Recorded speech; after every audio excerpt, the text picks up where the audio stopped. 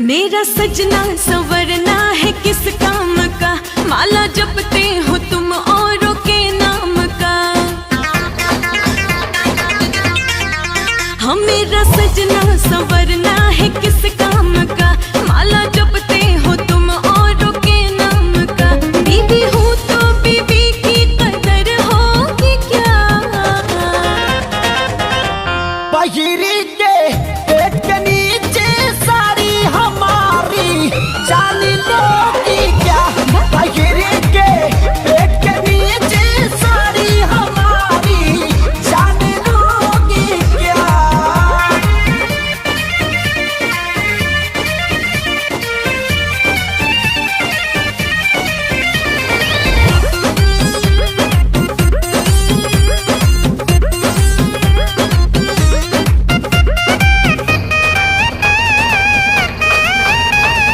कुछ भी तो बतिया बदल देते हो, सगरों दिलवा के सरधा कुचल देते हो।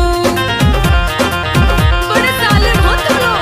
हाँ कहो कुछ भी तो बतिया बदल देते हो, सगरों दिलवा के सरधा कुचल देते हो। उठ लाल लाल लागे कमाल जस पान खाई गो। अच्छा ऐसा सुघराई तुम कहाँ से लाई गो। डार्लिंग ऐसा सुघराई तुम कहाँ से लाई गो।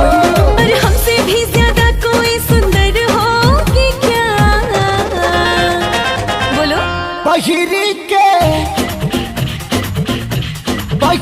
के पेट के नीचे साड़ी हमारी जान लोगी क्या। बहिरी के पेट के नीचे साड़ी हमारी जान लोगी क्या।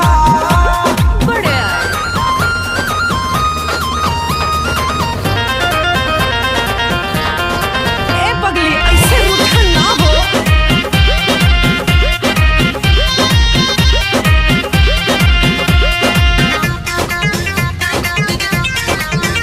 कभी बीवी को टाइम दिया तो करो, दिल के पतिया भी शेयर किया तो करो।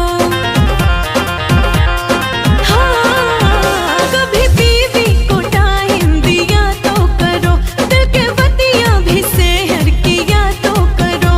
मेरी जाने जान ले बात मानना कुछ भी छुपाता हूँ। अच्छा लड़की जहाँ देखूँ तो मैं भाग जाता हूँ। साचो लड़की जहाँ देखूँ तो मैं भाग जाता हूँ। कभी मुझ पे भी तेरी अच्छी नजर होगी क्या।